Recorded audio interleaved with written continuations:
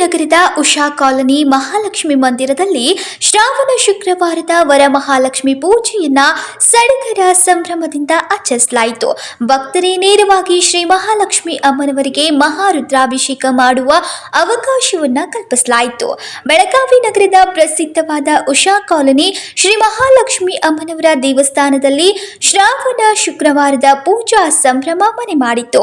ಅದರಲ್ಲೂ ಇಂದು ಅಂದರೆ ಶುಕ್ರವಾರ ವರಮಹಾಲಕ್ಷ್ಮಿ ಹಬ್ಬದ ನಿಮಿತ್ತ ದೇವಾಲಯದಲ್ಲಿ ವಿವಿಧ ಪುಷ್ಪಗಳಿಂದ ಸಿಂಗರಿಸಲಾಗಿತ್ತು.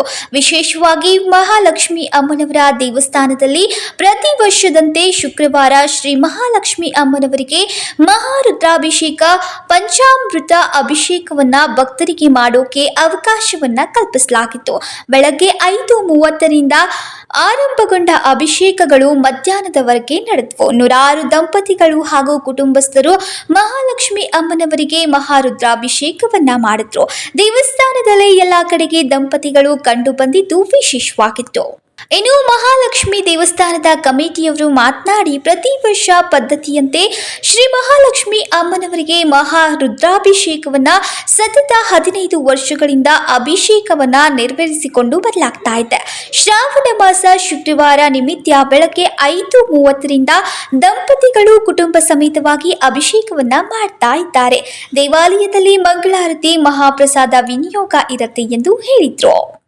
ಎಲ್ಲರಿಗೂ ನನ್ನ ನಮಸ್ಕಾರ. ನನ್ನ ಹೆಸರು ಮಹಿಮಾ ಕಮ್ಮಾರ್ ಅಂತ. ನಾವಿಲ್ಲಿ ಅರ್ಚಕರಾಗಿ ನಾವು ಸೇವೆ ಸಲ್ಲಿಸ್ತಾ ಇದ್ದೀವಿ.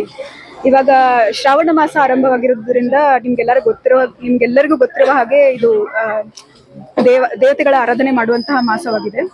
ಇಲ್ಲಿ ಇವತ್ತು ವರಮಹಾಲಕ್ಷ್ಮಿಯ ಪೂಜೆ ಆಗಿರೋದ್ರಿಂದ ದೇವಿಯವರಿಗೆ ನಾವು ಶ್ರೀದೇವಿಯವರಿಗೆ ನಾವು ಸಾವಿರಾರು ಭಕ್ತಾದಿಗಳಿಂದ ಅಭಿಷೇಕ ಹಾಗೂ ಕುಂಕುಮಾರ್ಚನೆ ಸೇವೆ ಎಲ್ಲ ಸಲ್ಲಿಸಿದ್ದೇವೆ.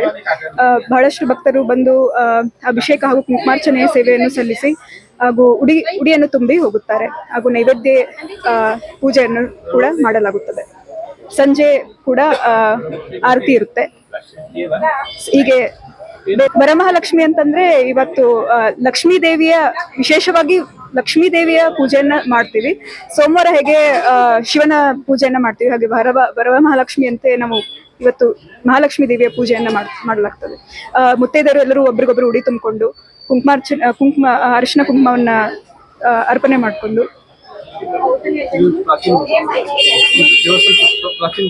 ತುಂಬಾ ಪ್ರಾಚೀನ ದೇವಸ್ಥಾನವಾಗಿರುತ್ತೆ. ನೂರಾರು ವರ್ಷದ ಹಳೆಯದು ದೇವಸ್ಥಾನ. ವಿನೋದ್ ಕೋಲ್ಕಾರ್, KMM ಕನ್ನಡ, ಬೆಳಗಾವಿ.